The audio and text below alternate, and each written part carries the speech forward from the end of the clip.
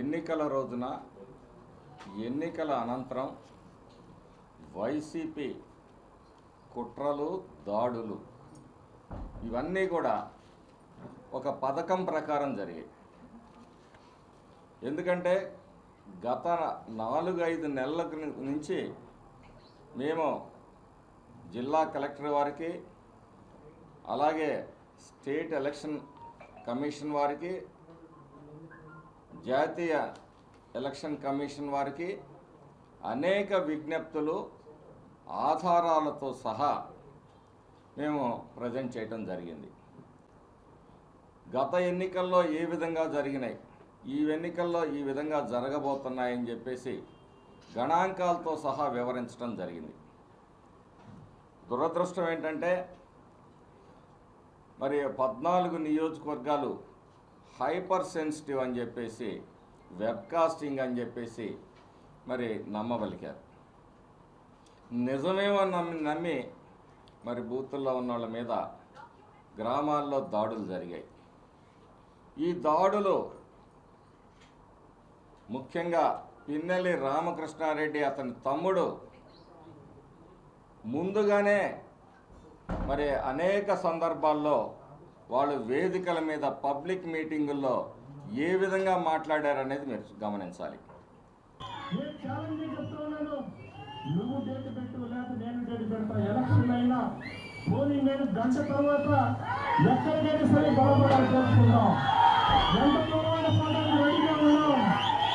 నాకు కానీ నా కార్యకర్తలకు సంబంధించిన పోటానికి రాష్ట్ర స్థాయి వరకు కూడా తెలుగుదేశానికి సంబంధించి కుయుక్తులు కుట్రలు చేసి నాయకులు ఒళ్ళు దగ్గర పెట్టుకుని ఉండమని కూడా కోరుతా ఉన్నాను.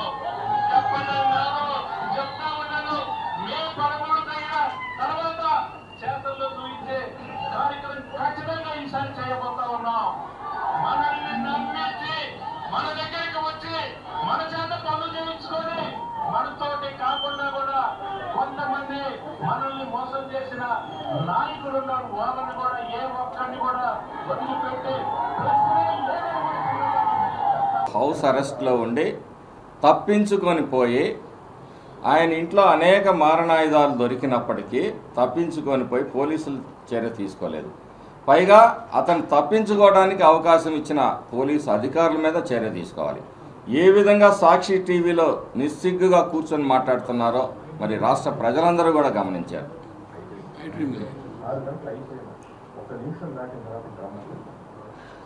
ఒక్కడు కూడా బయటకు పోలేదు. ఎలక్షన్ 6 గంటలకు అయిపోయింది. 6 గంటలు అయిపోయినా 1 నిమిషం దాటిన తర్వాత డ్రామా చెప్పండి చెప్తాను. ఒక్కడు కూడా బయటకు పోలేదు. కాబట్టే ప్రజలు ఈరోజు తిరుగుబాటు చేసి తనకి వ్యతిరేకంగా ఓటేశారనే కక్షతోటి ఈరోజు ప్రజల మీద దాడులు చేస్తూ ఉన్నాడు. నాగార్జున సాగర్ పక్కన 200 ఎకరాలు వీళ్ళ తాత జాగీర్లాగా చుట్టూ కాంపౌండ్ వాళ్ళు పెట్టుకున్నాడు. అది నాగార్జున సాగర్ మునిగినప్పుడు రీహాబిటేషన్ కింద ఆ ఎస్సీ ఎస్టీ బీసీ బలహీన వర్గాలకు ఇచ్చిన పొలాల్ని కూడా దోపిడీ చేసిన వ్యక్తి ఈరోజు ఎస్సీ ఎస్టీ బీసీ మైనార్టీ వర్గాలని చెప్పేసి మాట్లాడుతూ ఉన్నాడు. ఏ రోజు నువ్వు ఈ ఎస్సీ ఎస్టీ బీసీ మైనార్టీ వర్గాల్ని మీ 5 ఏళ్ళు ఇదే పదంతో సామాజిక న్యాయం పదంతో వాడుకోవటం అనేది మీకు అలవాటైంది. ఈరోజు వాటమి తర్వాత కూడా వాళ్ళ శవాల మీద కూడా మీరు రాజకీయం చేయాలనే ప్రయత్నం చేస్తూ ఉన్నారన్నమాట. 74 మంది మాకు మేజర్గా గాయాలైన వ్యక్తులు మీ అందరికీ కూడా ఈ లిస్టులు ఇస్తాం.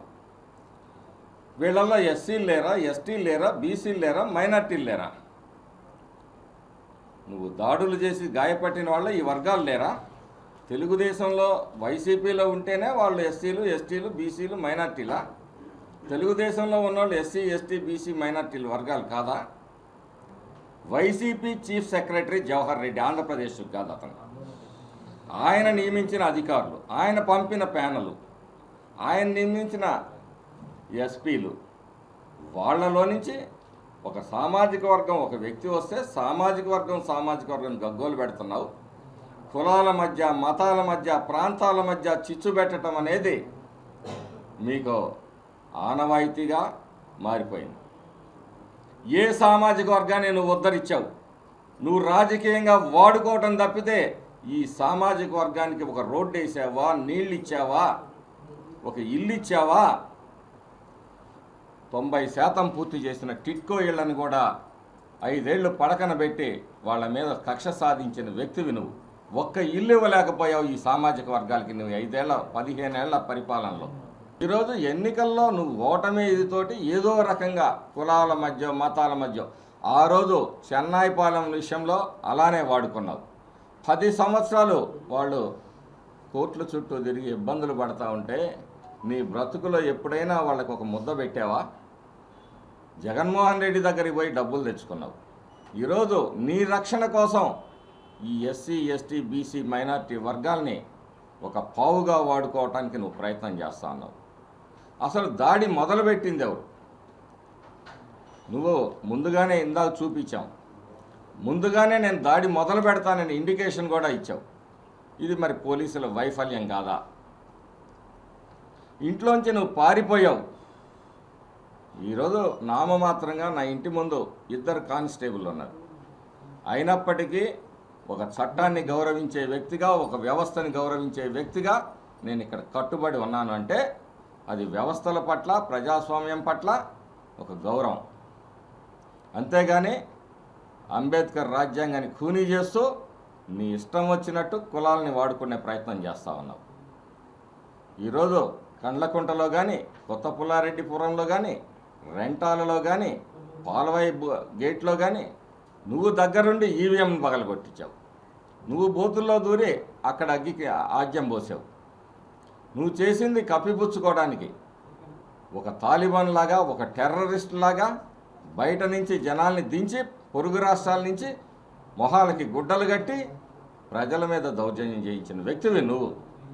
అధికారిని తొక్కించుకుంటూ పోతే ఆ కేసులో 324 కడతారా పోలీసులు? అంతకుముందు చిన్న ఈతముళ్ళు గుచ్చుకుంటే 307లు కట్టి తెలుగుదేశం వర్గీయులందరి మీద రౌడీ షీట్లు ఓపెన్ చేసి ఎన్నికల వ్యూహంలో భాగంగా వాళ్ళని ప్రివెంటివ్ అరెస్ట్ చేయాలనే ప్రయత్నం చేసింది మీరు. త్రిపాఠి గారిని తెలుగుదేశం ఇన్ఫ్లుయెన్స్ చేసి తీసుకొచ్చింది అంటారు. అంతకుముందు ప్యానల్ పంపించింది మీరు. అందులో అందరూ కూడా ప్రమోషన్ మీద అయినోళ్ళు పంపించారు కాబట్టి దాన్ని సెంట్రల్ కమిషన్ తిరస్కరించి త్రిపాఠి గారి పేరుని పెట్టారు. దానికి కూడా తెలుగుదేశానికి అంటగడతారు. అంటే central election commission, state election commission అన్నీ మా చేతుల్లో మా చేతి నీళ్ళు తాగి నడుస్తూ ఉన్నాయా? 1-2 మాచర్లలో మైనార్టీల మీద జరిగిన దాడులు, ఎస్సీ, ఎస్టీ ఎరకలోళ్ళ భూములు కూడా కబ్జా చేసి మీరు అక్కడ ప్లాట్లు వేసుకున్నారు. ఎస్సీ, ఎస్టీల మీద అనేక రకమైన దాడులు జరిగాయి. తెలంగాణ చీప్ లిక్కర్ తెచ్చుకొని పేదవాడి రక్తాన్ని ఎస్సీ, ఎస్టీ, బీసీ మైనార్టీ వర్గాలు అందులో కనపడలేదా నీ దోపిడీలో, నీ సారా దోపిడీలో? ఈరోజు ఆ వర్గాల్ని సానుభూతి పొందాలని అంటే పరామర్శకు వెళ్తున్నా అన్నావు. పరామర్శకు వెళ్ళే ఏ వ్యక్తి అయినా సరే ఆయుధాలతో పోతాడా? అదే ఇది తాలిబాన్ రాజ్యం అన్నది అందుకే. చెంబల్లో కూడా కదా, ఇది తాలిబాన్ రాజ్యం అన్నది అందుకే.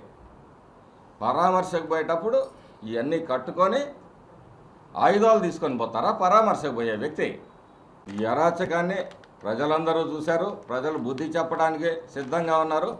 ఇంతెందుకు ఈ వేదిక ద్వారా నేను ప్రశ్నిస్తున్నా, నీ అవినీతి మీద, అరాచకాల మీద కానీ, మేము కానీ, మా ఎంపీ గారు మీద కానీ మరి సిట్టింగ్ జడ్జితోటి మేము సిద్ధంగా ఉన్నాం. నువ్వు సిద్ధంగా ఉన్నావా?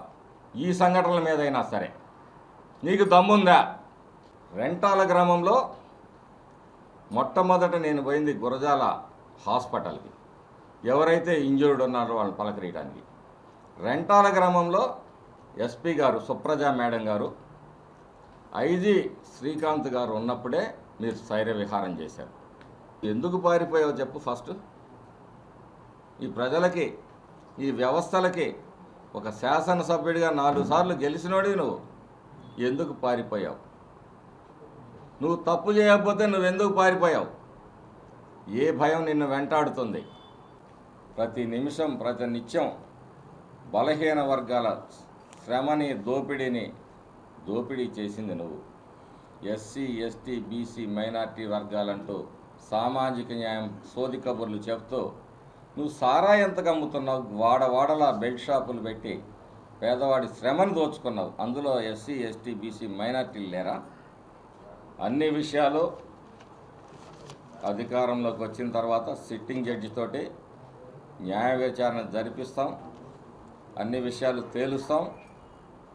ఇక్కడేదో నువ్వు భయపెడితే భయపడే వాళ్ళు ఎవరూ లేదు. నువ్వు అధికారంలో రాగానే తేలుస్తావా? ఏం తెలుస్తావు నువ్వు? 4 సార్లు గెలిపిస్తే కనీసం గ్రామాల్లో నీళ్ళు ఇవ్వలేవు, మంచినీళ్ళు ఇవ్వలేవు. మంచినీళ్ళు ఇవ్వటం అడిగిన మరి రెంటచింతల మండలం సామినీబాయిని ట్రాక్టర్తో ఢీకొట్టి చంపావు, ఒక ఎస్టీ మహిళని. ఇది నీ పరిపాలన. నువ్వు నీతులు చెప్తావా? కొన్ని గ్రామాల్లో అయితే ఈ వాలంటీర్లని ఎన్నో విధాలుగా చేర్చి వాళ్ళ నోర్లు మూసిన సంఘటనలు ఉన్నాయి, చెప్పుకోవడానికి బయటికి రావట్లేదు. ఇది నీ పరిపాలన. ఖబర్దార్, జాగ్రత్తగా ఉండు. పిచ్చి పిచ్చిగా జనాల్ని బెదిరియటం కాదు, ఒళ్ళు దగ్గర పెట్టుకో. ఇది ప్రజాస్వామ్యం. నీ జాగీరు కాదు, నీ తాత జాగీరు కాదు.